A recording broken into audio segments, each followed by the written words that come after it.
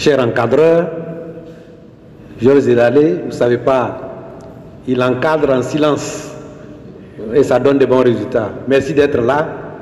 Monsieur le président du groupe parlementaire PDCI chef frère, madame, mais bien des choses à mon frère au plateau. Chers jeunes frères, Adi Isaac, chers collègues députés, mesdames et messieurs, l'actualité est dense. Pour trier et puis en faire des sujets majeurs, ça a été difficile. Mais nous allons nous consacrer sur les résolutions du bureau politique. Et à mes côtés, il y a des grandes personnalités, si c'est nécessaire, me souffleront ou participeront à éclairer. Et je vais donc commencer en vous adressant les salutations du président du PDCI RDA, Cheikh Tidiane Thiam.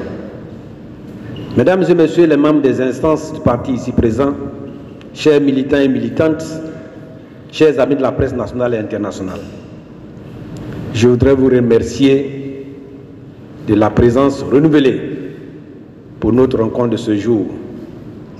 Nous allons aborder les points suivants, ce n'est pas limitatif. Après, vous pouvez poser d'autres questions auxquelles nous ferons l'effort de répondre. Le bilan de la 18e réunion du bureau politique du PDCI RDA à Yamoussoukro, l'organisation de la convention élective, l'analyse de la position du PDCI RDA sur les faits saillants de l'actualité nationale. Mesdames et messieurs, avant d'aborder les points ci-dessus indiqués, je voudrais vous rappeler que le PDCI RDA est rentré depuis hier 9 avril 2025 dans sa 79e année. À 79 ans, le PDCI RDA reste un parti solide et poursuit sa marche vers la reconquête du pouvoir d'État. L'anniversaire du PDCI RDA a été volontairement célébré dans la sobriété en raison des conditions de tristesse que traverse notre parti. En effet, la veille de cet événement important, le parti et le pays viennent de perdre un de leurs dignes et valeureux fils, le ministre d'État et diplomate hors pair, son Excellence El Hadj Amara Essi. Ce deuil qui frappe le PDCI RDA et celui dont les obsèques sont en cours, M.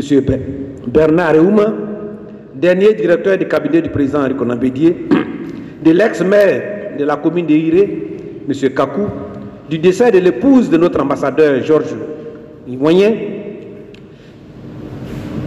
fidèle collaborateur du président Félix Houphouët-Boigny et Henri Konan Bédié, par ailleurs maire de notre collègue député Yasmine Aouayen, nous ont contraints au recueillement en lieu et place d'une cérémonie festive. À la mémoire de ces vaillants militants, de celle de tous nos disparus, et en particulier de nos valeureux fondateurs et dévanciers, je vous prie d'observer une minute de silence en leur mémoire.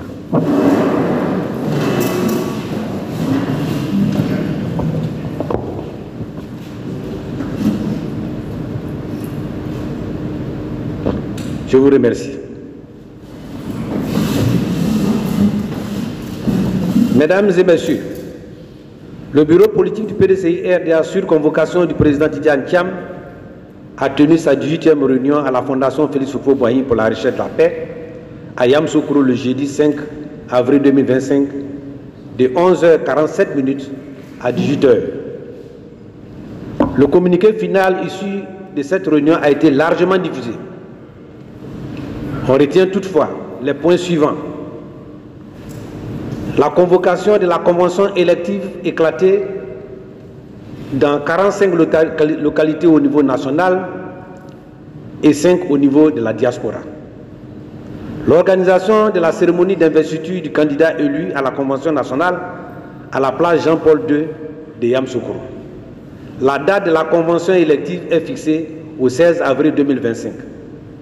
La cérémonie d'investiture sera fixée ultérieurement. La date de la cérémonie d'investiture. Il est exigé aux candidats pour porter le flambeau du PDCI RDA à la convention élective une contribution chacun à hauteur de 30 millions de francs CFA. La liste des participants à la convention est sur le référentiel de 2023. Le mandat est donné au président du parti pour la bonne organisation et le bon déroulement de la convention.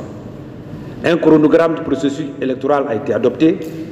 Un comité électoral est placé et est mis en place et placé sur la présidence du vice-président Georges Philippe Ezalé, ici présent. En ce qui concerne, donc voyez-vous, c'est les grandes décisions. Mais vous pouvez revenir sur certains faits. Nous sommes prêts pour cela. Parce que tout a été largement diffusé. Nous avons fait passer dans la presse tout ce qui a été dit là-bas. En ce qui concerne l'actualité nationale, elle est marquée par la phase des contentieux de la révision de la liste électorale, version 2024. Sur ce dossier, nos juristes et ceux des autres partis de l'opposition, notamment le PPACI, le FPI, le MGC, ont déposé des requêtes relatives à de nombreuses anomalies et irrégularités sur la liste provisoire. En plus de l'absence sur cette liste des personnalités de premier rang de notre pays,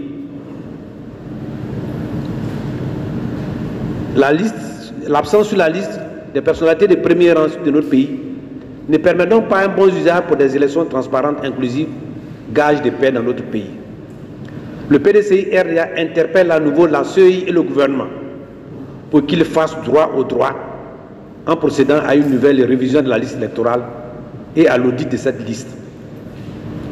Un dialogue entre acteurs politiques est indispensable pour aboutir à ces accords qui permettront des élections sans heurts dans notre pays.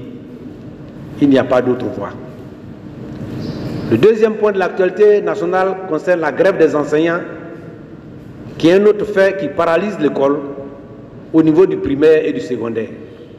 Sur ce dossier, le PDCI-RDA s'est déjà prononcé dès le début des revendications des enseignants au cours d'une de mes interventions en 2024, ici même, dans cette même salle.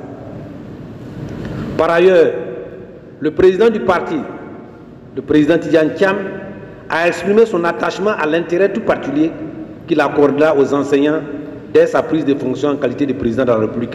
Au cours de la rencontre qu'il a eue avec un groupe d'enseignants le 8 février 2025 à Yamoussoukro.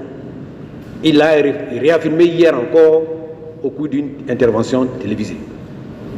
En effet, les enseignants revendiquent une prime pour leur permettre d'améliorer leurs conditions de vie. Cette revendication, au lieu de faire l'objet d'une attention du gouvernement et donner l'occasion à des concertations, a eu pour réponse des menaces de toutes parts, violant ainsi les droits fondamentaux des enseignants. Nous assistons à des emprisonnements, des menaces et des violations de leur intégrité physique. Des messages vocaux circulent actuellement sur la toile qui indiquent clairement que certains leaders syndicaux risquent leur liberté, voire leur vie, par la simple raison qu'ils revendiquent une amélioration de leurs conditions de vie.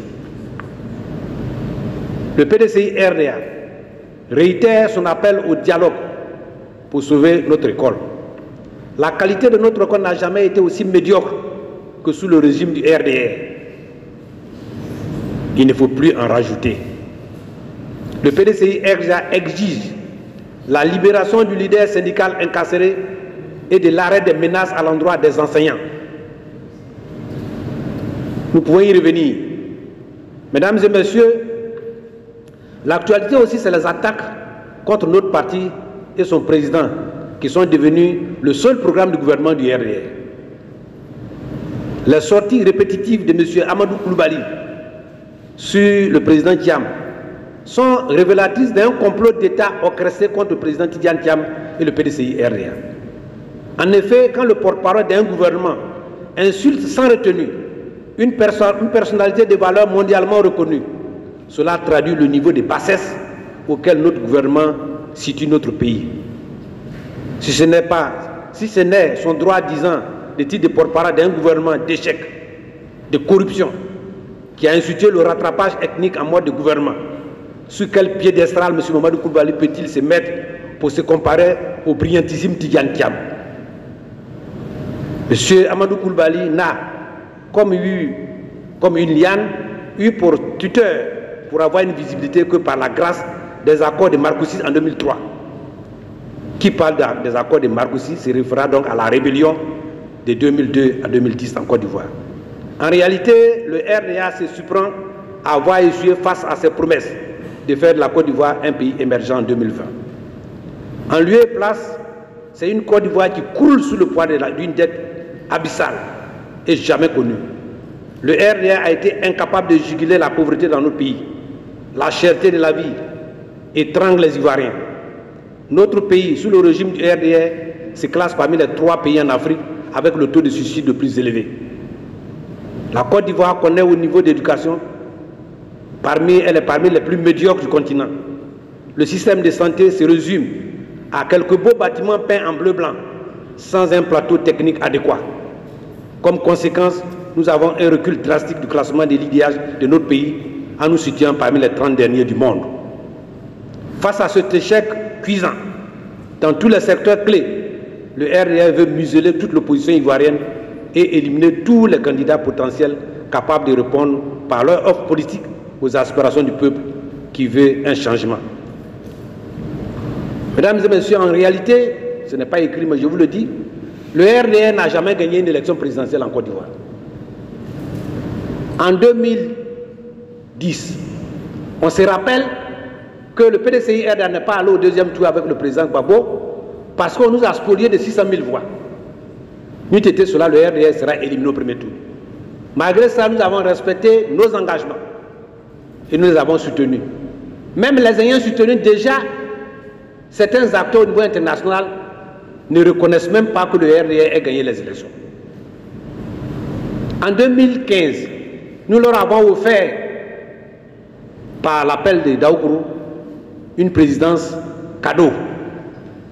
En 2020, c'est par effraction qu'ils ont pu être là, de manière illégitime, illégale, violant ainsi notre constitution. Et en 2025, ils veulent faire bis repetita, nous dirons non. Parce que cette fois-ci, ils ont un roc en face de président Tidiane Thiam, avec un PDCI revigoré et engagé pour une victoire éclatante.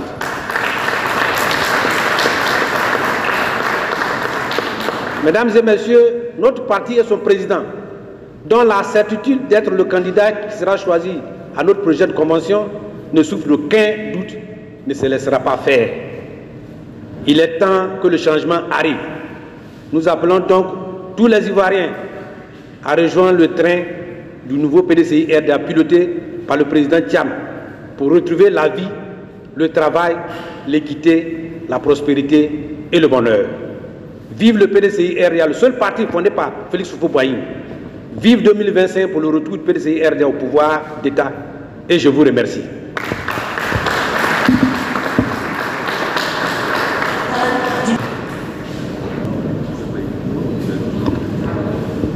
Merci, monsieur le porte-parole du PDCI-RDA. Nous allons ouvrir la séance des échanges avec les journalistes. Nous allons faire passer 2 listes de 3 questions pour le moment. Oui, vous passez le micro s'il vous plaît.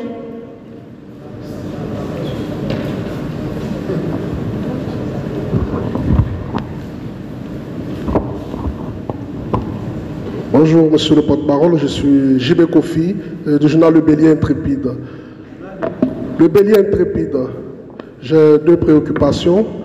La première préoccupation concerne le PDCI-RDA. Vous avez parlé d'un PDCI revigoré qui est prêt à accéder au pouvoir d'État en octobre.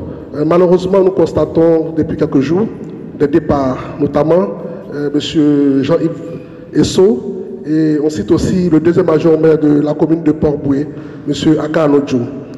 Quelle appréciation faites-vous de ces départs? Ma seconde préoccupation, vous n'en avez pas évoqué, c'est concernant le prix du cacao. Pour la campagne intermédiaire, nous avons un prix de 2200 francs qui a été fixé. Quelle est la lecture que le PDCI fait de ce prix? Merci. Monsieur le porte-parole, bonjour. Je suis Vénan Sakar, journaliste pour le quotidien L'Inter. Le samedi dernier, 5 avril, au bureau politique, l'absence de M. Tidiane Thiam a fait bruit.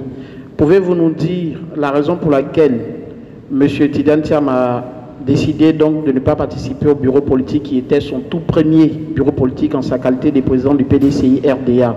Est-ce à dire que le PDCI, par cette absence-là, on peut dire que le président Tidjane Thiam relève le PDCI au second plan par rapport à cette priorité. Ça, c'est ma première préoccupation. Et la seconde est de savoir la position du PDCI RDA face à la proposition du candidat déclaré à la présidentielle qu'est M. Jean-Louis Billon. Il proposait un bureau politique qui a été fait le samedi dernier, mais auquel il a été absent. Et ensuite, il a proposé, avant la tenue de la convention, un congrès. Quelle est donc la position du PDCI face à cette proposition? Et enfin, pour finir totalement, Valérie Yapo a intenté des actions en justice contre le PDCI RDA. Et elle disait hier vouloir aller jusqu'au bout. Et demain, il y a donc le verdict. Qu'est-ce que le PDCI entend faire contre cette militante, membre du bureau politique? Je vous remercie. Merci. Je pense qu'on a largement dépassé les 3 questions. Donc, on va laisser la possibilité au porte-parole de répondre à ces différentes questions-là. Moi, je ne dévie pas les questions. Hein. Et j'ai la chance d'avoir à ma gauche et à ma droite des personnalités solides. Donc, et puis mon frère Zaou qui est là, qui aussi me fait beaucoup de suggestions. Alors, les départs. Vous savez, j'étais sur une antenne, je ne sais pas comment laquelle. Je disais que nous avons appris, de par notre naissance et par notre formation, l'agronomie. Et voilà un qui est là. Le renouvellement de l'inflorescence et des feuilles n'est pas synonyme de mort de l'arbre. C'est au contraire synonyme de la vitalité de l'arbre. L'arbre vit par puiser la sève brute dans le sol et par le soleil faire sa photosynthèse. À un moment donné, certaines deviennent à la dégénérescence et l'arbre continue pour donner des fruits. C'est ça la vie. Même nous les hommes, quelquefois nous avons de la déformation sur notre peau. La peau se renouvelle, nous avons des plaies. La peau se renouvelle et nous continuons notre vie. Donc ceux qui sont en train de tomber, ce sont ceux qui sont, de par la nature, en dégénérescence. Voilà.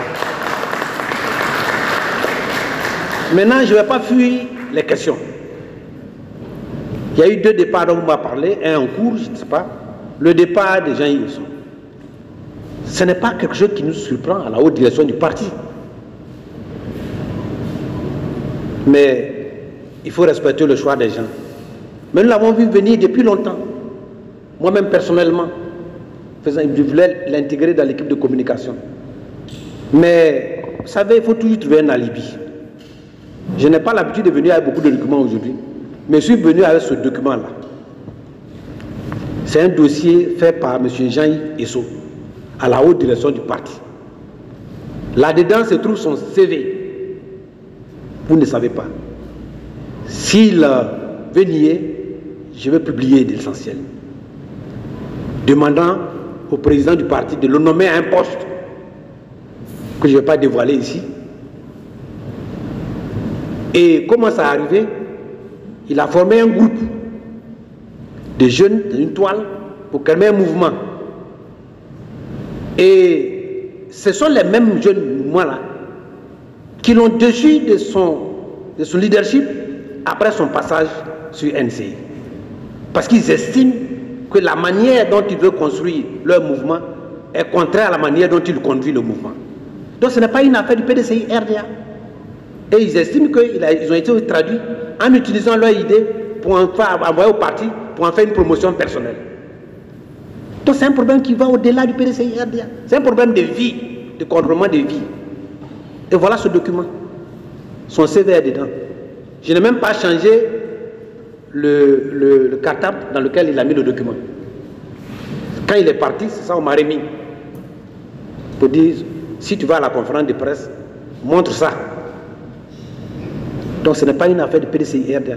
S'il pense que c'est faux, moi je l'ai regardé, on va le publier. Mais on n'est pas là pour ça, il est libre de faire son choix.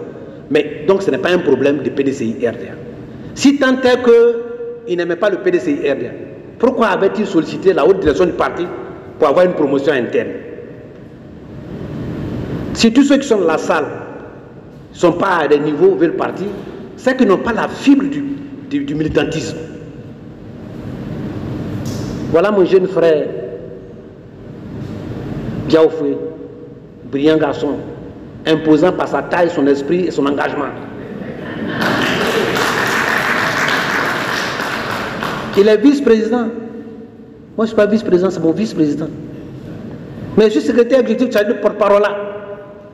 Lui aussi, il ne peut pas dire pourquoi il est porte-parole. C'est comme ça la vie. C'est une équipe. Il y a des ailiers gauche, ailiers droit, demi-offensif, demi-défensif, défenseur, gardien, gardien remplaçant, spécialiste attaquant, spécialiste de tireur de pénalty. Voilà, c'est comme ça. Et souvent, quand l'entraîneur remplace un joueur, on dit oh, mais pourquoi la chose soit dit? C'est ce remplaçant qui va faire gagner le but. On a vu le cas d'Adingra, n'est-ce pas? Donc, moi je ne vois pas, quand on est dans une équipe, l'esprit c'est la victoire collective, non les promotions personnelles. Maintenant, pour ce qui est du maire adjoint de Port-Boué, vous venez de me l'apprendre, il y a eu les rumeurs. Ça aussi, ce n'est pas surprenant pour moi. À l'installation de la municipalité de Port-Boué, moi j'étais présent avec le président Koupli Boni, avec le ministre Dikayue. Déjà, il y a eu un conflit. Le maire a proposé la liste des municipalités. Bon, ceux qui ont été maires, vous êtes élus, votre équipe à la proportionnelle est d'office dominante, majoritaire. Donc, vous proposez une équipe d'adjoints au maire, du maire d'adjoint, le maire était élu, les adjoints sont élus, c'est ça qui forme la municipalité, c'est le maire. Et donc, vous soumettez ça à l'ensemble des conseillers municipaux. Donc, par la proportionnelle, certains partis politiques, un certain pourcentage, font partie dedans. Normalement, quand le maire propose la liste des adjoints, ça doit passer comme une lettre à la poste, puisqu'il est dominant. Mais à Port-Boué, on a eu des problèmes. Le maire a proposé une dame comme premier adjoint au maire, et cet adjoint-là s'est posté candidat. Ça crée un ballottage. J'étais témoin. Voyez-vous, souvent quand je dis des choses, on dit là c'est un menteur. Non. J'étais témoin. Et c'est moi qui ai suggéré au ministre Dikayue, le doyen Koupli, après l'ouverture est parti, pour dire nous sommes assis là. Et une scène en train de se produire, nous sommes quand même les autorités du parti. Demandons une pause pour aller faire un règlement. C'est comme ça qu'il y a eu une pause. On est rentré dans une salle. Je n'en ai jamais parlé. Hein. Et on a fait, comme on a mis une concertation. Il a estimé que pendant des années, il a été toujours directeur de campagne pour la députation et pour la mairie de notre SE en chef, Emou. Et que cette fois-ci-là, il a fait venir sa femme, ses enfants, tout le monde dans la salle, leur disant que ce serait le premier adjoint au maire. Je vous dis les choses, hein, si vous voulez, ceux qui ont été témoins. Je n'ai jamais dit ça. Je ne savais même pas que ça allait arriver. Et donc, il ne peut pas raisonner. Voyez-vous, moi j'ai avancé un seul argument. Et le ministre Dikayue a utilisé de son savoir pour régler. Mais l'argument que j'avais utilisé, il dit, mais, cher ami, tu as en face une femme qu'on propose. On veut qu'on fasse la promotion des femmes au PDCI RDA. Pour une fois, on veut mettre une femme première adjointe. Et toi, tu contestes. Vis-à-vis de l'extérieur, ce n'est pas une bonne image pour le PDCI RDA qui va humilier une femme. Si on dit qu'elle n'a qu'à se retirer, non seulement on ne l'aura pas choisi, mais on l'aura humiliée. Donc, au nom de cette volonté du parti de faire la promotion des femmes, il faut accepter. Et puis d'autres arguments politiques ont été avancés. C'est ainsi qu'on a pu installer la municipalité. Moi, je suis venu après, mais il paraît que le 7e adjoint au maire n'a pas été celui qui a choisi le maire. Donc il y a déjà un problème de conflit qui était déjà là. C'est maintenant que l'œuf ayant été couvé en 21 jours que l'œuf sort un poussin. C'est ça. Donc c'est des choses qui datent de plus longtemps. Ça ne nous étonne pas. On les voyait venir. Mais ce n'est pas ça qui va freiner le PDCI dans sa marche vers le progrès et vers la victoire. Autant il y a 200 ans, mais je peux vous assurer que les jeunes cadres qui sont dans d'autres partis politiques, qui sont ailleurs, ne font que nous appeler pour dire nous on veut le changement. On n'est pas PDCI. Mais le moment venu, nous allons vous soutenir financièrement, matériellement, et nous allons vous donner nos voix et le voix de nos amis. C'est ça.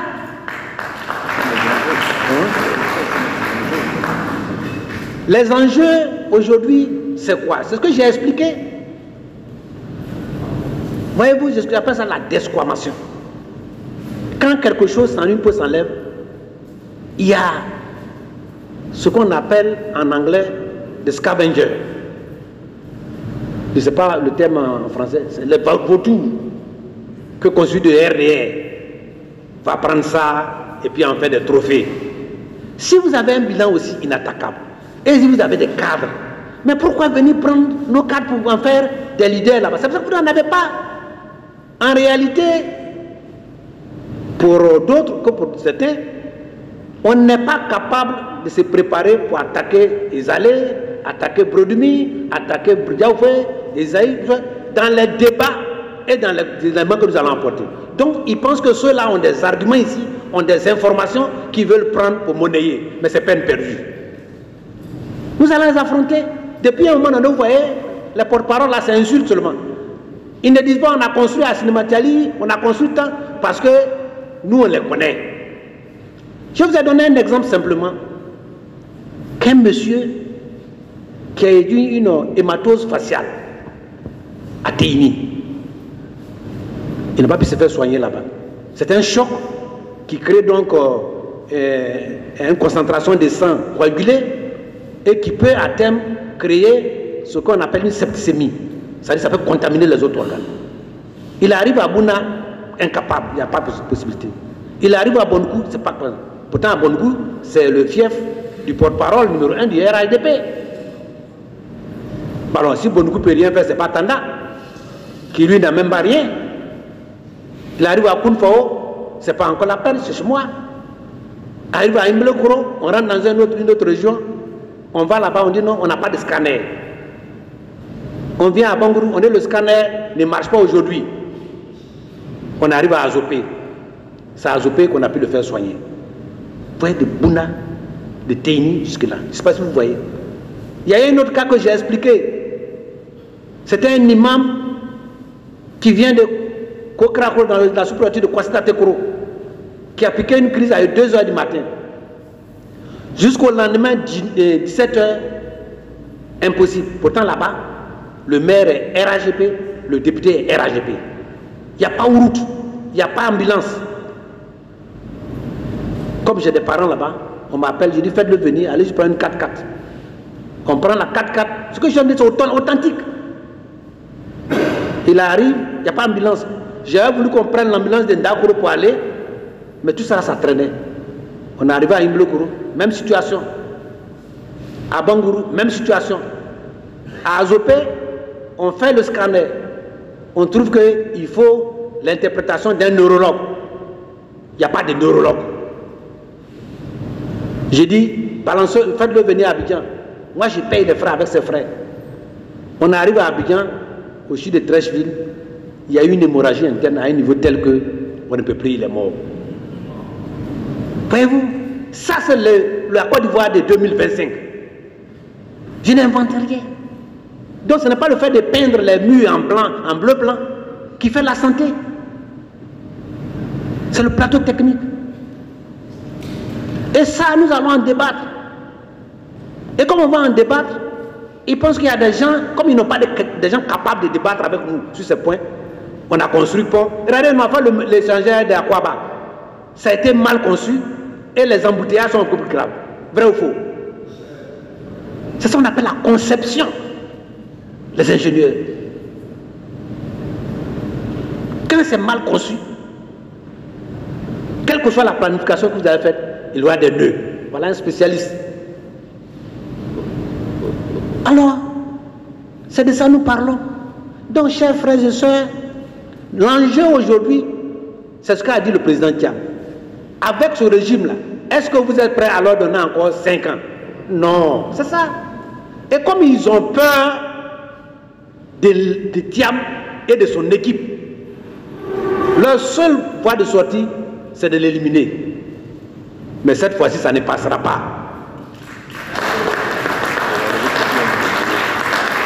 Ça ne passera pas. Article 48, article 30, ça ne passe pas. Vous-même, vous avez vu notre avocat, l'avocat du président qui a mis hier sur une de leurs chaînes. Ils sont partis gonfler avec des tests. Le petit les a sortis morceau par morceau. Et puis c'est fini.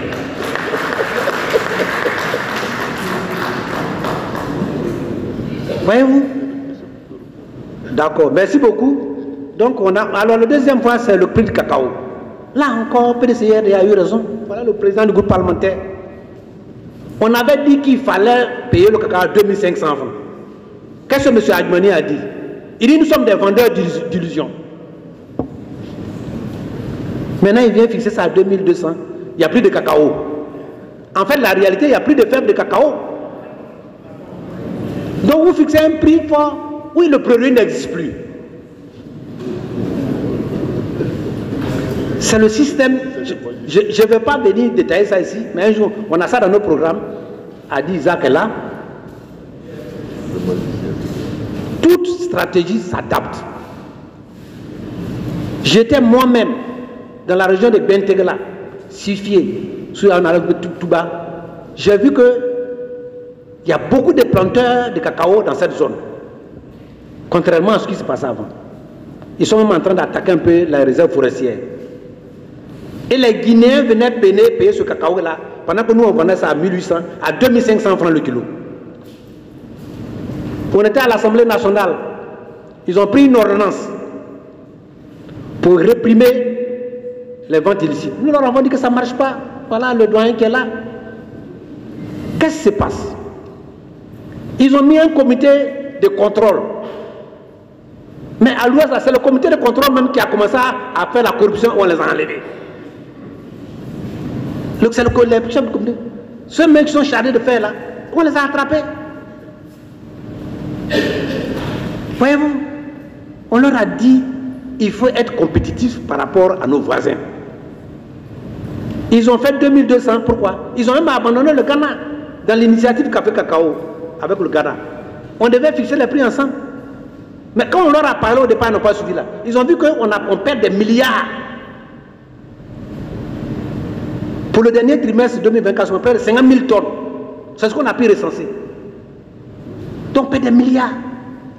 Alors, ils ont vu leurs négociants là pour dire on va aller aux élections. Si on ne fait rien, PDCI va nous battre sur ce terrain-là. Il faut qu'on fixe le prix même si on n'a rien. Voilà la raison. Mais aujourd'hui, le prix au marché mondial, c'est 7 000 francs CFA. Ils ont dit 60% minimum. Calculez. On est là de 3 000. C'est une promesse non tenue du RDR. Le RDR ne tient jamais ses promesses. Et c'est une question de crédibilité. On va transférer la capitale à Yamoussoukro. Est-ce qu'on l'a fait, oui ou non? On va faire du pays un pays émergent en 2020. On l'a fait, oui ou non? On va juger, on va juger sans tenir compte de l'ethnie, quoi. On a fait le rattrapage. Ils ont en plus de ça des deux doubles chiffres. La pauvreté était de 39%. Ce qu'est venu nous dire le ministre des Finances lors du débat sur le budget. Le vice-président allait à New York pour dire que c'est 35,6%. Sur le plateau de télévision, le ministère du Plan dit que c'est 37,5%. Eux seuls, ils ont donné 3 chiffres pour le même gouvernement. Voyez-vous? À l'Assemblée, le ministre chargé de l'hydraulique vient et dit non, 94% des villages sont couverts par l'eau potable. D'ailleurs, je me rappelle bien le douane, Isaac a dit non, c'est pas possible, ou bien Prico ne fait pas partie de la Côte d'Ivoire. Mais le président de la République vient au Congrès, au palais, et dit non, c'est 114%. Qui dit vrai? Des chiffres comme ça. On a dit les jeunes, on va mettre 1 milliard par jour. Est-ce que c'est moi qui ai dit ça? Après, on vient à l'Assemblée, on dit, il faut nous montrer le bilan. Il dit non, on n'a pas dit ça. En fait, on a pioché un peu à gauche, à droite, et puis il nous montre des photos. Quelqu'un qui donne l'argent à un jeune, 170 millions, il dit aidez-moi à chercher ce jeune, c'est encore d'Ivoire ici. Des gens comme ça. Donc, voilà notre avis. L'agriculture est mal gérée. Les plus grands spécialistes de l'agriculture en Côte d'Ivoire sont au PDCI RDA. Je défie tout le monde. Et quand je dis les spécialistes, ce n'est pas Brenumi. Brenumi n'est que la part iceberg, il y a des profonds, des experts de haut niveau. J'ai participé peut-être 1 ou 2 fois seulement au comité des experts, parce que j'ai vu que ceux qui sont là-bas ont suffisamment d'étoffe pour continuer le travail. Nous, on va contrôler. Maintenant, on me dit, Venant Saka me dit l'absence du président Thiam. Voyez-vous, PDCI est dans certains partis structurés. C'est un parti où on fait confiance, on travaille en équipe. Ce n'est pas la première fois. Le président Bédi a convoqué des bureaux politiques et le secrétaire exécutif en chef a le fait. Au temps du président Bédi ou du président Fologo l'a fait. D'ailleurs, quand le président Oufoué était en France, difficile avec quoi santé, c'est Fologo qui convoquait le bureau politique, qui présidait le bureau politique ici. Le dernier bureau politique Fologo, où il a été question de l'application de l'article 11, c'était Fologo. Donc le PDCRDA n'est pas des gens qui sont nés hier, qui pensent que le monde a commencé hier. L'histoire de la Terre commence au Cambrien, selon l'échelle géologique. Donc c'est pas aujourd'hui. Donc c'est légal, c'est bien vu, c'est pas la première fois. Mais le président, en fait, de quoi il s'agit? C'est le parti qui a mis le président Thiam en mission. Il est là. Au moment venu, le parti s'est réuni à un haut niveau. Un niveau tellement élevé que moi-même, je n'avais pas accès. Monsieur le vice-président.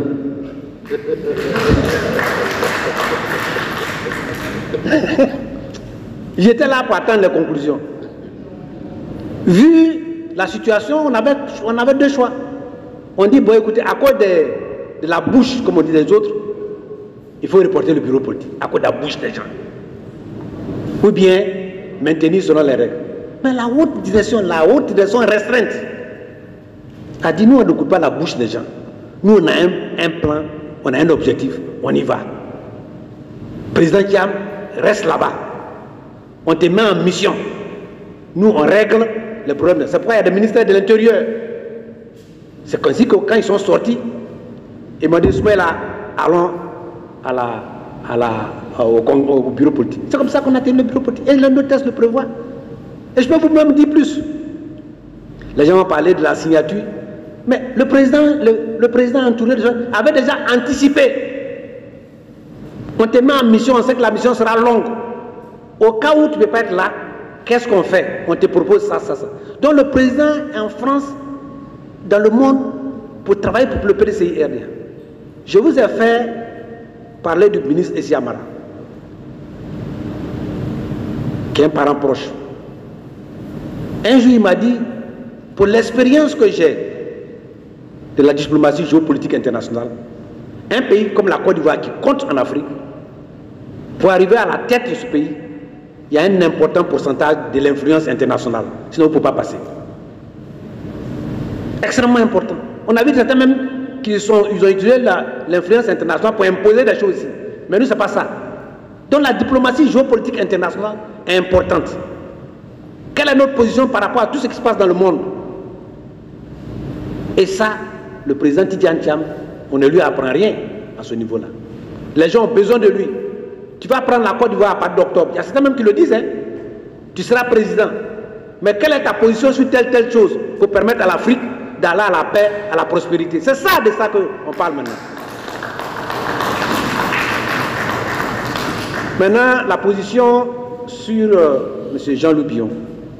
Je vous ai toujours dit dans un message, M. Jean-Louis Billon, jusqu'à présent, c'est un militant du PDCI. Il est membre du bureau politique. Et je ne l'ai pas vu contredire la légalité ou la légitimité de la convocation du bureau politique. Les gens même m'ont envoyé une vidéo où il disait qu'il allait être présent. Bon, pourquoi il n'est pas allé? Mais en politique, quand vous êtes dans un parti structuré, c'est à l'intérieur que vous posez vos problèmes. Quand vous n'êtes pas, vous vous absentez de vous-même, et qu'après, les décisions sont prises, elles s'imposent à vous. C'est l'arrêt de l'équipe. Ou bien, si vous avez des remarques, vous pouvez les faire par écrit. Envoyer au comité pour dire, je suis empêché, mais voilà ma déclaration. Cela n'a pas été fait. Donc tout ce qui s'est dit après, c'est clos. Le bureau politique a pris de manière souveraine les décisions, elles s'imposent à tous les militants. C'est tout ce que je peux dire là-bas. Madame Valérie Apo, c'est la même veine là, hein? Elle a envoyé un problème en justice. Vous savez, il nous est difficile de nous prononcer sur ce problème de justice. Mais il faut que la justice aussi comprenne qu'il est difficile de faire d'une minorité une majorité dans un parti politique. C'est ce que la justice a dit. Vous savez, on a mis Nelson Mandela en prison pendant 27 ans. Il est sorti pour être président. Ici, on a vu des gens qui avaient dit telle personne-là ne sera jamais à la tête du pays. On a vu des gens qui sont venus à la tête du pays. On a vu au Sénégal des gens bâillonner le président actuel et son policier. Aujourd'hui, ils sont là-bas. Et je l'ai dit que le président au Fauboyer nous a dit que la politique, c'est comme un combat. Dans la vie, quand vous allez à un combat, l'attaque de l'adversaire est collective. Chacun tire sur l'adversaire. Mais quand les balles adverses arrivent, la protection du corps est individuelle. Donc je dis aux gens, on est en train de tirer, mais le cas demain chacun de nous rendra compte individuellement, y compris ceux qui sont en train de nous juger. Il ne faut pas après qu'on fasse référence au Satan. Voilà, c'est ce que je peux leur dire. Normalement, nous devons aller à la paix, laisser les politiciens faire le travail, laisser les Ivoiriens choisir, que tous ceux qui sont candidats ivoiriens, hier vous avez vu notre avocat sur une chaîne de télévision, montrer que le président Thiam n'a aucun problème judiciaire, que sa candidature ne souffre d'aucune contestation du point de vue juridique. Aucun article ne le fait. Donc c'est ce que je peux dire là-dessus. Que faire? Nous laissons la justice, mais nous allons nous positionner en tant que parti politique, user de tous les moyens démocratiques pour nous opposer à la forfaiture, à l'injustice et à une justice aux ordres. On ne va pas l'accepter. Voilà ce que je peux dire pour les premières questions. Merci, monsieur le porte-parole. Nous ouvrons rapidement une deuxième liste de 3 questions. Bonjour, monsieur le porte-parole. Je suis Étienne Atta du journal L'Héritage. Je reviens sur la grève des enseignants qui a pris une proportion inquiétante. Comment analysez-vous la manière dont le gouvernement a géré cette grève? Et si c'était le PDCRDA, comment aurez-vous réagi? Merci.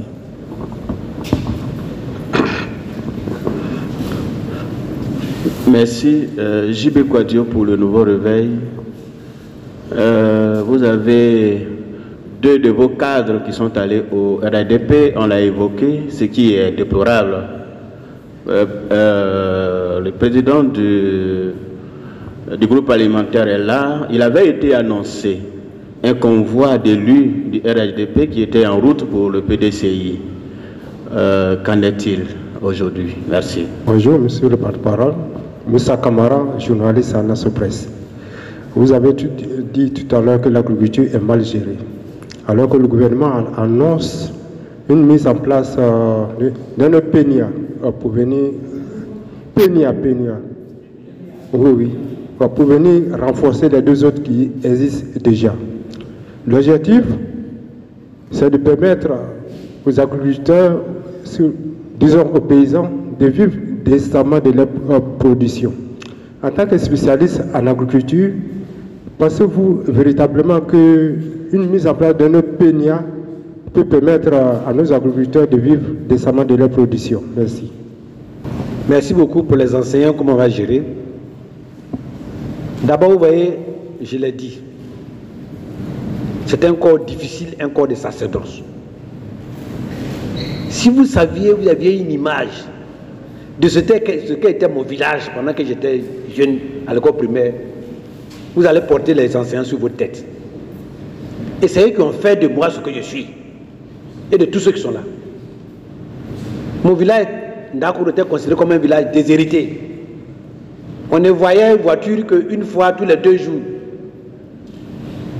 Quelquefois même une semaine quand la voiture est en panne. Le jour où j'allais à l'entrée en 6e, en tant que c'est un enseignant que le directeur a décidé pour nous accompagner. Nous avons mis toute la journée parce qu'il n'avait plus au mois de juin, mai-juin. Et on est arrivé quelque part, la voiture ne pouvait pas passer. On nous a descendu. Chacun avait son petit sac sur la tête. L'eau était à mon cou ici. Ce sont les enseignants qui nous tiraient un à un pour traverser l'eau. Afin que nous puissions être là-bas. On passait l'entrée en 6e le 25 mai, je crois, les dernières semaines de mai, et puis le CEP au mois de juin. C'était deux. Un monsieur comme ça, qui a fait des hauts cadres.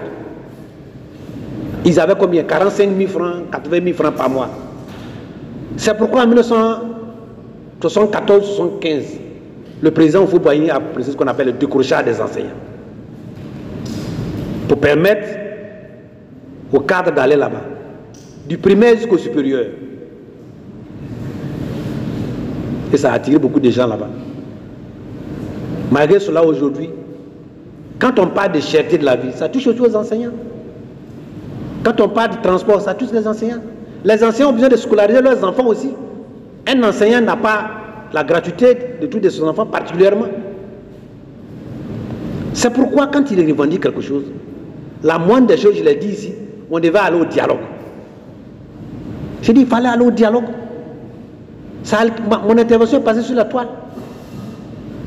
Mais qu'est-ce qu'on a répondu aux enseignants? En fait, de quoi il s'agit? On leur a dit, on va vous donner, on veut une prime. On fait une réunion, on met un comité supérieur. Après, on dit, bon, comme on n'a pas les arguments, on va mettre un comité des experts. Et jusqu'au 27 février, nous allons vous donner ces réunions pour faire le point. Donc, rien n'a été fait. Les enseignants voulaient se réunir à la cathédrale, on allait les gazer. Est-ce que c'est moi qui ai dit à madame le ministre d'État de dire que le lundi, s'il n'y a pas de gens à l'école, tous seront démissionnaires? C'est pas moi qui l'ai dit. Mais une telle attitude, elle est méprisante. Elle est méprisante. Maintenant, le gouvernement vient dire qu'il va faire du dialogue. On se réjouit de faire le dialogue. Mais le dialogue a été toujours au PDCI. Hein. Ce n'est pas aujourd'hui que le mot dialogue existe. Donc, la première leçon, c'est que quand il y a une pression collective, les dictateurs cèdent. C'est ça. Il faut qu'on comprenne. Les enseignants ne disent pas. Ils disent, nous on veut 150 000 à 400 000 francs. C'est ce qu'ils proposent. Le principe de dire que vous avez droit à une prime, mais le montant et les modalités, on peut en discuter. C'est ce que les anciens avaient demandé. On n'a dit pas question. Aujourd'hui, on revient à la même chose, dans des conditions plus difficiles. Vous avez vu ce qu'un de leurs leaders là, ils sont allés voir la ministre, ils vont aller manger, les gendarmes viennent les enlever. Ça, c'est la Gestapo. Et je vous apprends que nous tous, on est menacés. Il y a une liste des gens au PDCI qui sont menacés, dont j'en fais partie. Ça, je le dis officiellement. C'est quel pays ça? Donc, nous, on pense qu'il faut dialoguer et être transparent. Pourquoi les enseignants sont si exigeants? C'est par rapport au train de vie de l'État. Ils sont dans les quartiers. Quand on dit quelqu'un qui a dit sur une chaîne, l'enseignant commence à 300 000. 300 000 francs CFA dans Abidjan, enseignant. Tu vas loger où? Tu vas loger à Anyama pour venir enseigner à Koumassi ou au plateau. Est-ce que les gens mesurent les difficultés? Est-ce que les gens mesurent les difficultés? Tu ne peux pas faire aller-retour. Tu es obligé d'aller une fois dans la journée, s'occuper de la famille. Mais c'est invivable. Le président Thiam a dit la solution. Quand il viendra, les enfants, ce seront ses enfants chéris. Et je dis aux enfants que je serai leur témoin auprès du président Thiam pour que leurs conditions soient meilleures que celles qui vivent aujourd'hui. Qu'est-ce que tu peux dire? Il y a des gens qui se disent non, on n'a jamais rien eu dans la grève. Quoi dans ce pays-là? S'il y a un parti politique qui a souffert de grève des enseignants, c'est le PDCI-RDA, avec le CINESI fort, le CINARES fort, avec l'été Marcel, avec les Messou, avec ce... Mais on a tenu. Donc nous, on n'est pas étrangers à ça. Et l'expérience que nous avons vue du dialogue fait que si nous venons, ce sera plus facile. Donc, dans 5 mois, 6 mois, les enseignants auront des oreilles beaucoup plus ouvertes et des cœurs beaucoup plus apaisés et des considérations beaucoup plus favorables et ils auront des meilleures solutions et des meilleures situations. C'est de ça qu'il s'agit. Maintenant, ça c'est la grève des enseignants. Après, d'ailleurs, je vous apprends aussi que les collectivités, là, le personnel des collectivités territoriales, les maires sont là, aussi menacent. De quoi il s'agit là-bas? Moi, j'ai été président du conseil général, je sais de quoi il s'agit. C'est des collectivités qui ont leur budget, qui prévoient, conformément au truc, des lignes budgétaires. Apparemment, les lignes budgétaires ont été prévues, mais c'est la tutelle qui ne veut pas prendre les actes nécessaires pour qu'on puisse leur donner. Parce que l'argent de l'État, là, avant de sortir, ça doit être adossé à un acte. Les personnels des mairies et autres, là, des grands conseils Renault, il y avait une lettre, simple lettre signée du ministre Bogadougou en son temps, qui dit si tu es pas BPC, tu es payé tant, je ne sais pas si ça a évolué, tant tu es payé tant.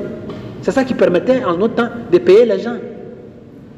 Donc, tant qu'il n'y a pas d'acte, c'est ce acte-là qu'ils attendent. Ils ont fait une première grève, on ne les a pas écoutés. Ils vont faire une deuxième. Là aussi, ils font comme s'ils n'entendent pas.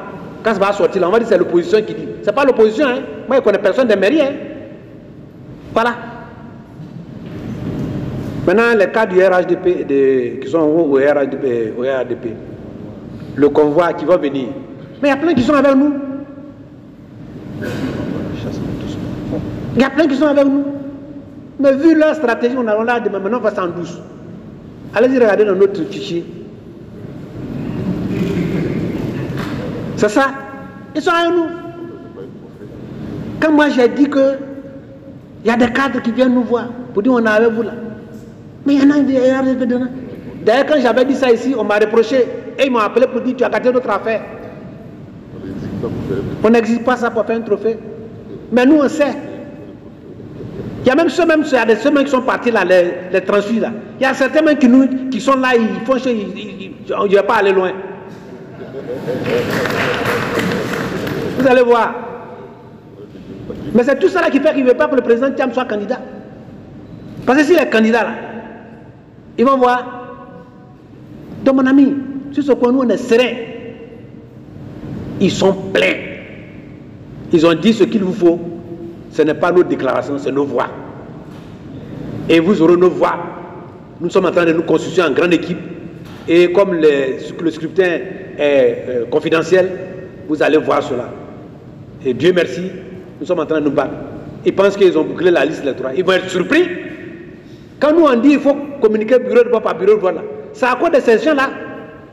Moi j'étais dans la région, je vous ai parlé que je suis allé dans la région de Bentégle et autres. J'ai vu les Sénoufos, les gens qui étaient là-bas. Je dis, mais vous êtes ici, mais comment ça se passe politiquement? Il dit ici, là, quand on veut voter là, il n'y a pas urne. On vient, les choses sur la table, tu votes là. Si tu ne veux pas voter là, on dit, tu ne faut pas voter. Voyez-vous? Mais sinon, comment se fait-il que les gens disent que non, les Mois ne votent pas? Mais dans une de mes déclarations, j'ai montré que les dernières élections de 2023, la moyenne de participation dans tout le sud, le centre, c'est 43%. Mais dans le nord, centre, 75%, 98%. J'ai les chiffres, je peux les ressortir. Dans un coin appartement, c'était 98%. Et j'ai même un bouteille pour dire, le médicament qu'ils prennent là-bas, qui ne meurt pas là, nous allons donner aussi. Donc pourquoi les gens disent ça? Mais ça, on va contrôler. On va contrôler cette fois-ci. C'est ça qui fait peur. Donc, ceux qui vont venir là, il y a beaucoup qui sont déjà venus. Ils ont fait allégeance, mais ils ont dit chut, le vote, ce n'est pas une chanson, c'est pas la biennaise qu'on chante tous les lundis. C'est aller mettre dedans tranquillement et puis on est avec vous. Maintenant, M. Camara a parlé du PENIA. Vous savez, pour ceux qui ne connaissent pas, c'est la Côte d'Ivoire, pour mettre en place son programme quinquennal, faisait des programmes quinquennaux chaque 5 ans. Et chaque ministre sectoriel mettait en place un programme en lien avec le programme quinquennal national. Et le secteur agricole suivait ça. Quand au temps du président, comment on appelle, le ministre Sangafo était arrivé, il y avait un programme régional après Maputo et choses pour dire que les États africains devraient apporter 10% de leur budget au secteur agricole. On a mis un programme par la CEDEAO et de l'Union africaine qu'on appelle le PRIA, le programme régional d'investissement agricole. Donc au niveau de chaque État, on devait faire un programme national d'investissement agricole. Voilà, PNIA, ce que ça veut dire. Et on a fait un premier programme de 4 000 milliards, 5 000 milliards. Après, c'est passé à 12 000 milliards.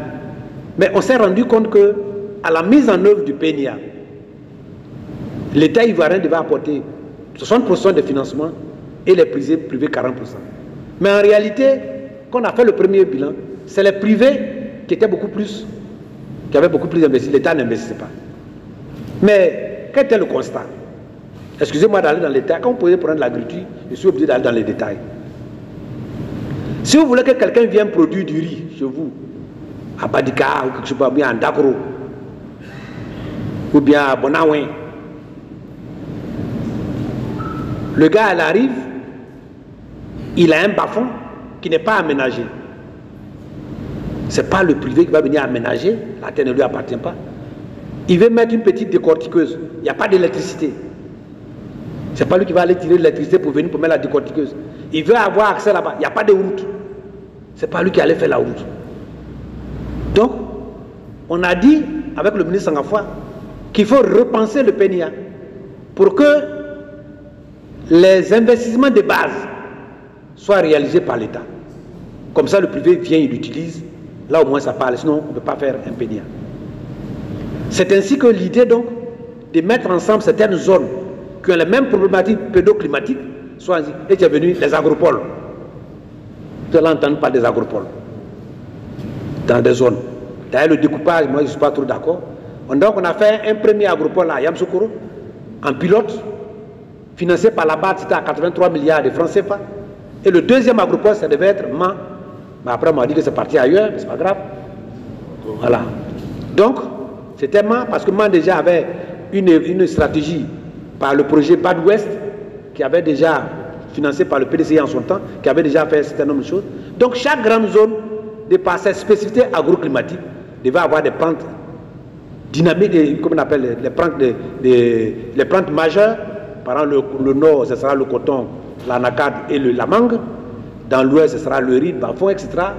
Dans le sud, ici, ce sera les plantes pérennes. Donc voilà l'idée du PNIA.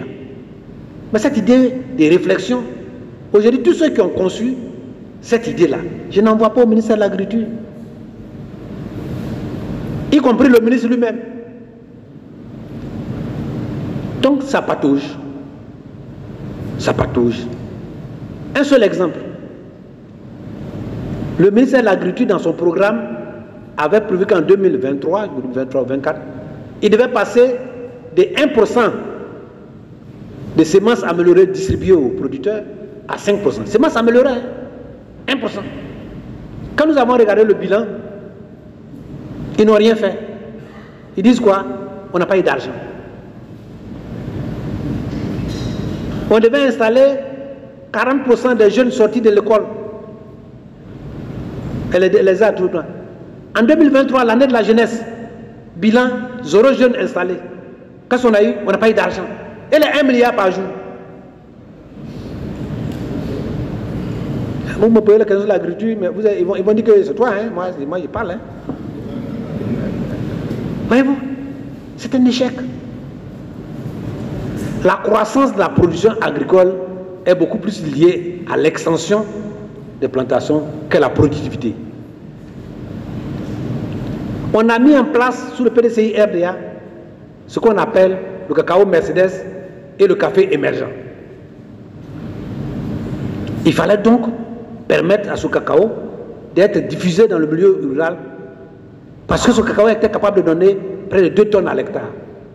Alors que nos cacao traditionnels, c'est 450 kg à 500.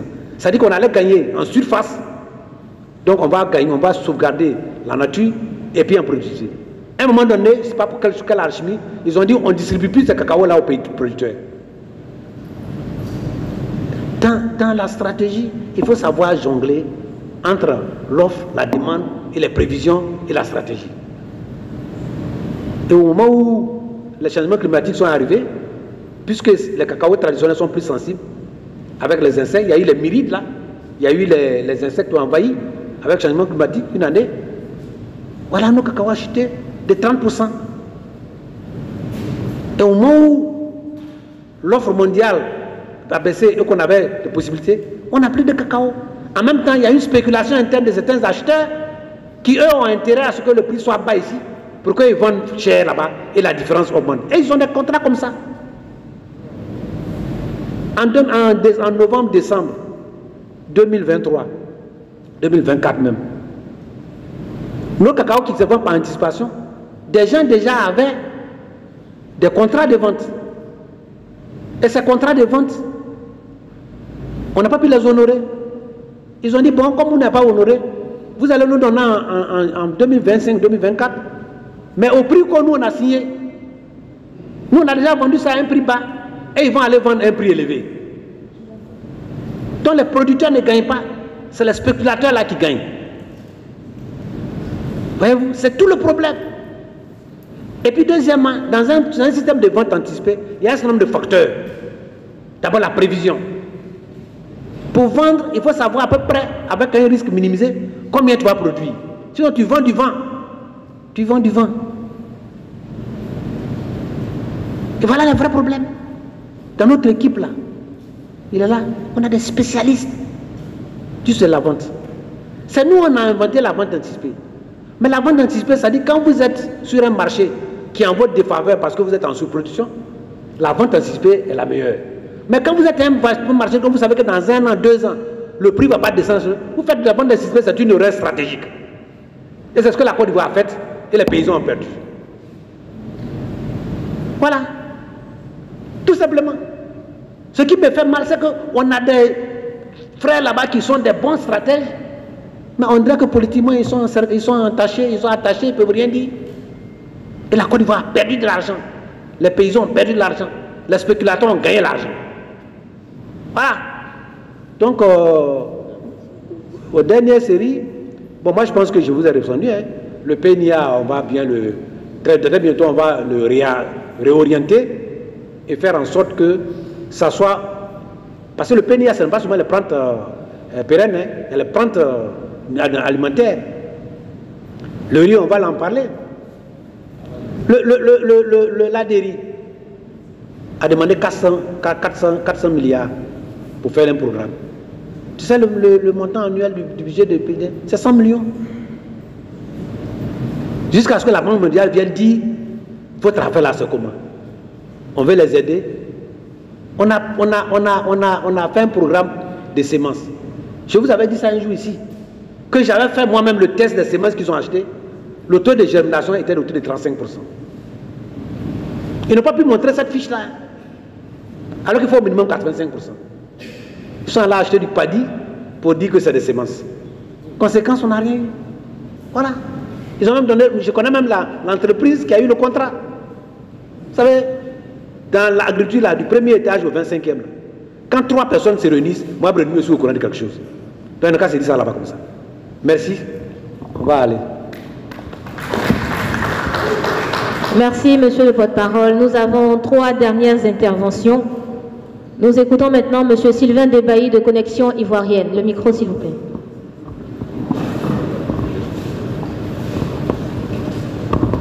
Merci.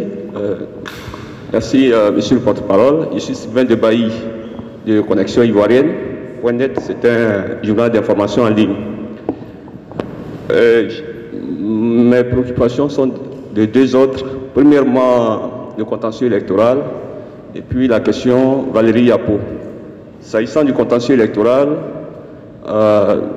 je voudrais savoir si, en venant ici, vous avez eu des nouvelles d'ici à côté, au lycée Sainte-Marie, où votre candidat, le président Thiam,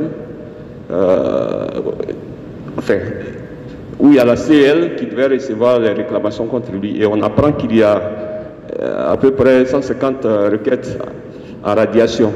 Et la CI a établi un petit bilan de 11 000 réclamations dans lesquelles il y a près de 1500 radiations. Est-ce que vous avez des nouvelles de votre candidat?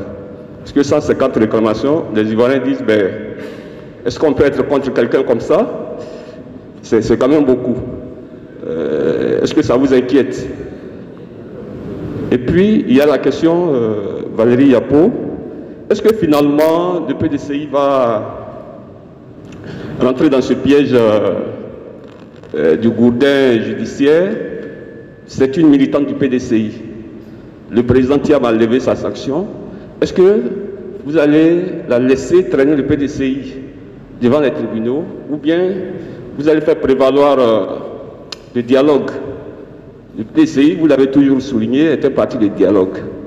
Est-ce qu'il y a une éventualité que Valérie Yapo soit reçue par les dignitaires du PDCI et que ce problème soit réglé entre vous en famille? Est-ce que c'est envisagé?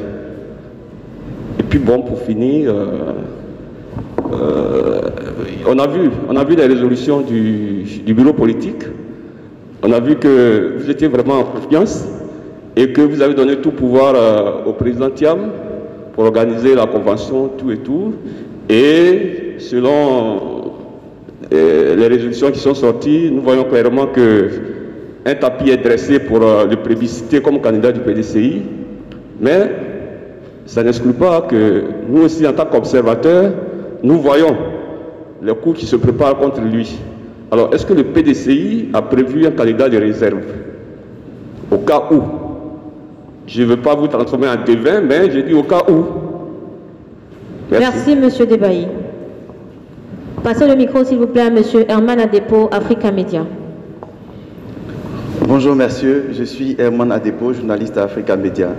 Alors, je vais dans le même sens que mon confrère. C'est justement sur la CEI. Récemment, on était au PPACI lors d'une conférence de presse qui était animée par le ministre Koné Katinan qui avait demandé la dissolution de la CEI. Et hier également, on a eu un autre parti politique qui demande le report carrément des élections pour l'année 2025. Alors moi, ce que je veux savoir, c'est quelle est la position du PDCI aujourd'hui face à ces deux affirmations. Merci. Madame Aïssatou Diallo de la Voix de la Diaspora.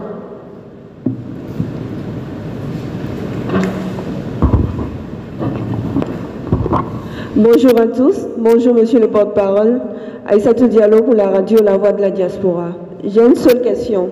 Concernant la liste électorale qui est truffée de fautes, vous avez déposé des requêtes. Quels en sont les résultats? Merci. Ok, merci beaucoup.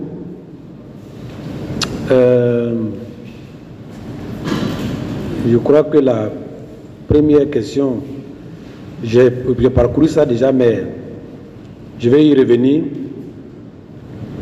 Et ça recoupe avec la deuxième question sur le contentieux électoral, où le président du parti, de notre parti, fait l'objet de près de 150 requêtes demandant le sortie de la liste électorale.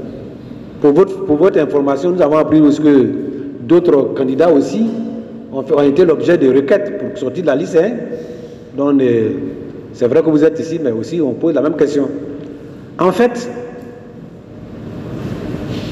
toutes ces requêtes convergent vers le fait que le président Tidjane Thiam n'est pas ivoirien. C'est ça la requête. Que ce soit Yapo Valérie ou quoi. Mais juridiquement, il ne s'est pas prouvé. Si vous avez écouté nos avocats, même en parlant de l'article 48, il n'y a que le procureur dans le République seulement qui peut statuer sur le fait de déchoir la nationalité d'un Ivoirien. Jusqu'à présent, il n'y a aucun acte. Donc, de ce côté-là, à partir du moment où le droit, on fait droit au droit, on peut toujours, si un jour on vient, on dit, bon, moi Brenmi, je suis musulman. Si quelqu'un vient se plaindre pour dire que Brenmi n'a qu'à quitter la salle parce qu'il est chrétien, mais moi, je n'ai pas de problème. Oui, je n'ai pas de problème. Puisqu'il dit que je suis chrétien, c'est pourquoi il casse. Moi, je ne suis pas chrétien. Alors, je montre que je ne suis pas chrétien. Moi, je ne connais pas la Bible, comment on appelle la catéchisme, je n'ai pas fait ça. Donc, c'est ça. Si on dit mon frère Ezalé n'a qu'à quitter la salle puisqu'il est musulman, Et comme il n'est pas musulman, on vient l'enlever. Mais il n'a pas de problème. On dit Thiam n'est pas ivoirien. Mais comme il est ivoirien, donc nous on n'a pas de problème. Donc pour nous, c'est pas un problème. À partir de ce moment-là, il n'y a même pas plan A, plan B. C'est ça. Et voilà. Les gens disent non, que la Cour constitutionnelle, les juristes viennent de dire que ce n'est pas la Cour constitutionnelle qui doit statuer sur sa nationalité. Donc la Cour constitutionnelle ne peut pas défaire cela. On dit que c'est le procureur de la République. Donc si la Cour constitutionnelle le fait, c'est un abus de pouvoir. Donc mon frère, tu vois, moi je m'en vais en Coupe du Monde. J'ai mon numéro 9 que tout le monde entier veut. Et puis on vient me dire non, mais si ton numéro 9 là, il est blessé là, tu fais quoi? J'ai dit mais il ne sera pas blessé.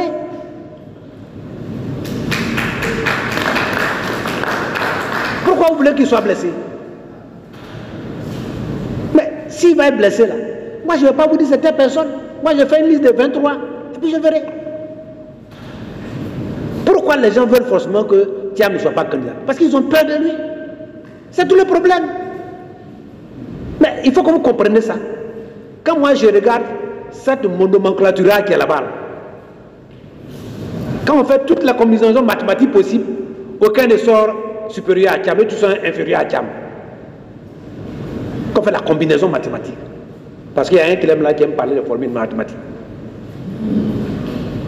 C'est ça qui est le vrai problème. Je vous répète une fois encore.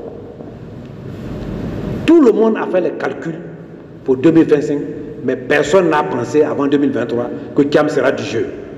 Voilà les vraies raisons. Personne, même en antenne. Thiam apparaît tout neuf, brillant, stratège, attractif par les populations et les jeunes. Tous les sondages montrent aujourd'hui que quel que soit le candidat en face, Thiam le bat. Voilà ce qui les effraie.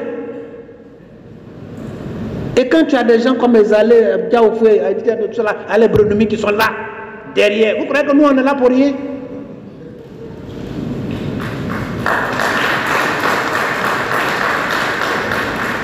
C'est ça. L'énergie avec laquelle moi je parle, je m'engage. Vous croyez que je prends ce risque-là pour rien comme ça? Non, mon ami, nous on ne blague pas. Hein?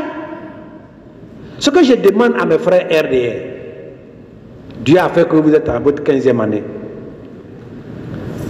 Doucement, on va vous battre, on ne va rien vous faire. La vie c'est comme ça, une page est tournée, et puis on vient tranquillement. C'est mieux comme ça, hein? C'est mieux comme ça, le PDCI est à partir de tolérance. Pour revenir à une autre question, pour parler de dialogue, le dialogue, ça aboutit à quoi? Ça aboutit à une amnésie. Le président Thiam a anticipé ça. Pour dire nous sommes un parti de dialogue. Mais une des valeurs aussi du PDCI RDA, c'est la tolérance. On a toléré. Quand on est dans une famille où tu te sens heurté, tu viens ou parles, le chef dit non, bon, il n'y a pas raison, il n'y a pas tort, tout le monde, on a voulu pardonner tous. La première chose c'est d'acclamer. N'est-ce pas? Mais tu dis non, non, vous savez. Souvent j'aime prendre des images parce que nous on a grandi au village. J'ai parlé avant-hier de poulet qui fuit beaucoup, risque d'avoir les os de sa mère poule. Mais je vais vous donner une petite histoire que j'ai racontée. On dit PDCI là, c'est des mourants, ils ne peuvent rien faire. C'est l'histoire de la tortue et de la biche, Maxwell. Dans un milieu où les chefs les ont convoqués pour une danse, la biche Maxwell danse très bien, tout le monde applaudit. La tortue était là-bas. Au lieu de continuer à danser, commence à se moquer de la tortue. Toi, tu ne sais pas danser. Toi, tu ne fais rien. La tortue dit non, ce n'est pas mon genre. Il a dit non, tu ne sais pas danser. Face à l'humiliation, la tortue rentre dans l'arène. Elle commence à danser. Une danse particulière. Et le tam-tam frémisse. Ça tape fort, paf, le tam-tam est percé. La peau de tam-tam. On dit non, il faut une peau pour couvrir. C'est la peau de la biche Maxwell.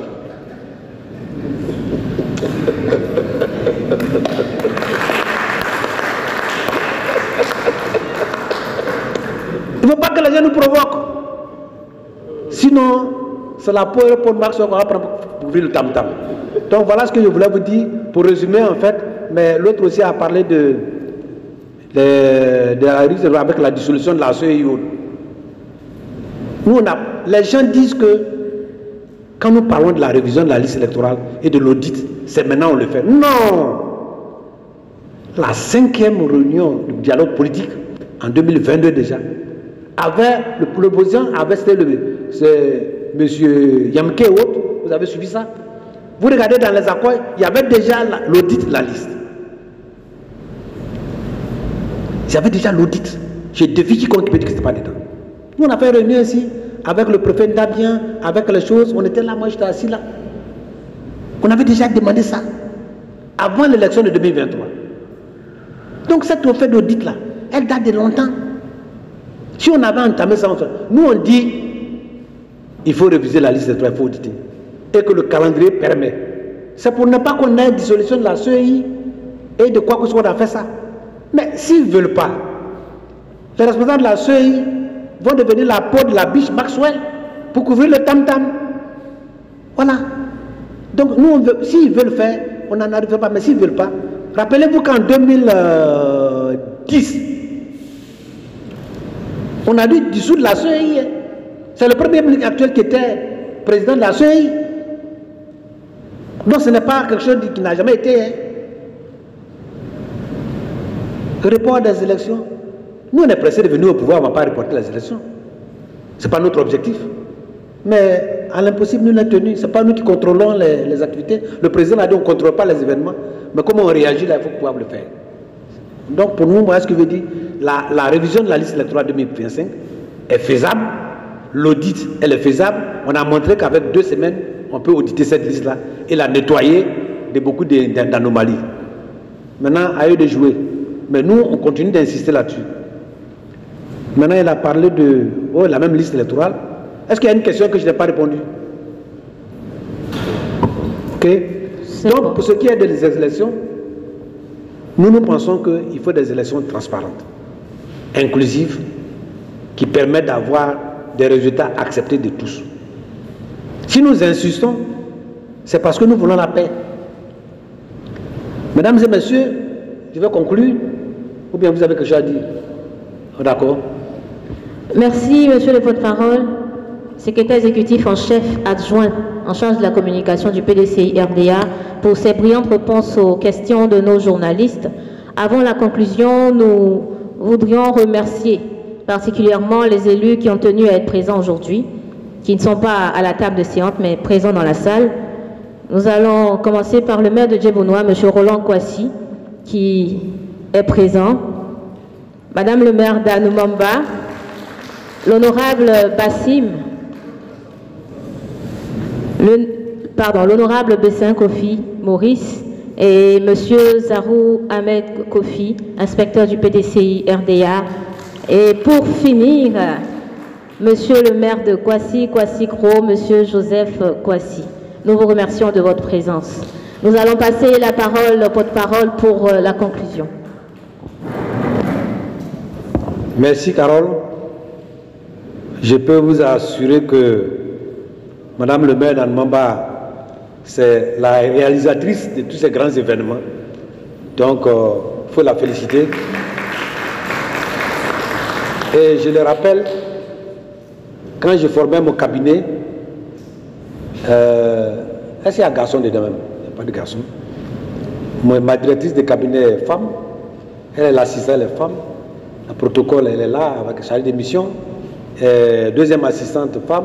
Donc autour de moi, il n'y a que les femmes. Donc ma performance est le reflet de l'efficacité des dames. Voilà. Mesdames et messieurs, je voudrais vous remercier au nom du président Thiam et des vice-présidents ici, de nos collègues, de votre assiduité à nos rencontres. Le PDCI RDA is back. Et nous sommes déterminés à prendre le pouvoir. Que ceux qui doutent de ça se ravisent.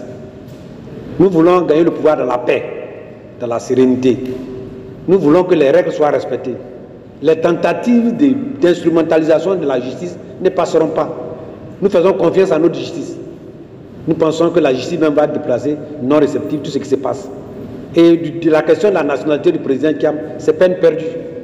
Parce que les juristes même viennent de nous démontrer que rien ne prouve, rien, il n'y a aucun acte qui montre que le président Thiam n'est pas ivoirien.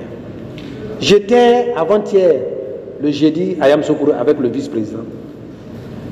Et nous sommes allés dans le caveau familial du président Félix Houphouët-Boigny. Le président Houphouët-Boigny est couché là-bas avec la grand-mère du président Thiam, à Kamoin, avec sa maman Thiam, avec les mamies fêtées, tout le monde là-bas. Le président Houphouët-Boigny a prévu tout ça là, avant les événements d'aujourd'hui. Donc c'est des témoins vivants. Quels sont ceux qui sont capables de dire où est couchée leur grand-mère?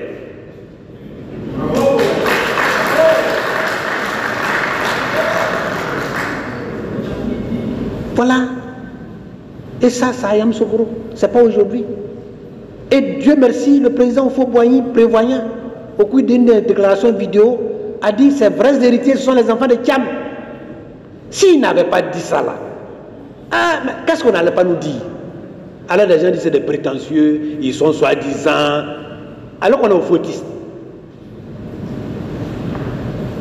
Alors qu'on est aux fautistes.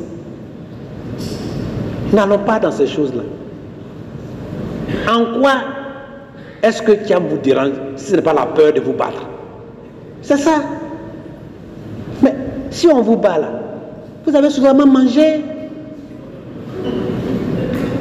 115 000 milliards de budget mobilisé, 34 000 milliards de dettes. D'ailleurs, on ne sait pas s'il y a des dettes cachées avec ce qui s'est passé au Sénégal là. Taux de pauvreté autour de 37-39%. Corruption à tous les moments. Taux de suicide élevé.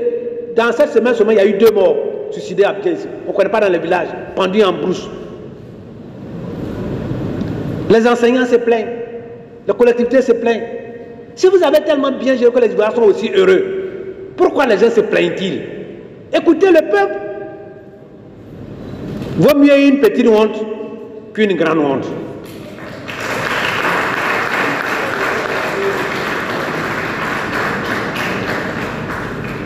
Nous avons un candidat imbattable. Oui, présentez-le. Nous, on a pour nous. Nous avons comment on appelle, un bilan inattaquable. Nous, on est en train d'attaquer. Le président dit le taux de mortalité, comme l'espérance de vie, 59 ans. Vous vous plaignez. Vous vous rappelez ici quand j'avais dit que le porte-parole adjoint était parmi les derniers classés par la Cour des comptes. On m'a attaqué de partout. Non, non. Même sur la FTV, on dit non. Après, ils se sont tués. Parce qu'on a vu les résultats. Voyez-vous? Il a dit IDH. J'étais sur un plateau de télévision, le DG du plan a dit non, qu'on va se plaindre, le pneu d'affaires erreur. On va écrire, où est cette écriture-là? Donc, c'est pourquoi le président Thiam dit, nous, on est sur le terrain, nous, on joue, les journalistes commentent et les spectateurs applaudissent. Nous, on joue. Et on va gagner des buts. On va gagner des buts. On va remporter cette coupe-là. On allait voir le président Houphouët-Boigny. Le ministre Bomba a prié. Houphouët nous a écoutés. Il nous a entendus. Le président Bédié, son fils était là-bas, Luc Bédié. Il a parlé en son nom. Ils ont entendu. Bédié a entendu. Il y a Yassé Philippe, l'Auguste Denis. Tout le monde cette année ils sont tous mobilisés pour que le pouvoir revienne au PDCI RDA. À vous donc de vous joindre à nous. Nous, on a nos anciens. Ils n'ont qu'à parler de leurs anciens. Même leur fondateur, Jenny Kobena, ils n'en parlent pas. Nous, on a nos anciens, voyez-vous. Voilà. Oufoué, Yassé, Mathieu Ekra, tout ça. Voilà là. C'est l'histoire de ce pays-là. Ils n'ont qu'à montrer pour eux. Ils n'en ont pas. C'est des néophytes. On appelle ça des néophytes. Jeunes de Côte d'Ivoire. Nous là, on a vu un peu. C'est pour vous qu'on ne sait pas. Pour vous laisser un pays d'équité.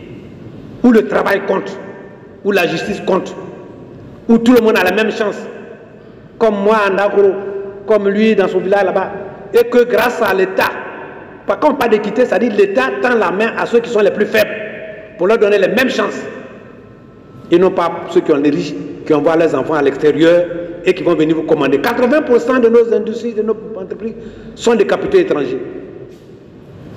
80%. Cela veut dire que l'argent qu'on produit là, ça s'en va à l'extérieur. C'est pourquoi la pauvreté persiste.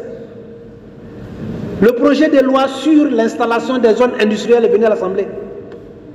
On a demandé au ministre de l'Industrie, pardon, il faut laisser une partie aux Ivoiriens. Il dit non, non, non, ils ne peuvent pas payer, nous on va donner aux étrangers. On a voté contre ça, mais on est minoritaire.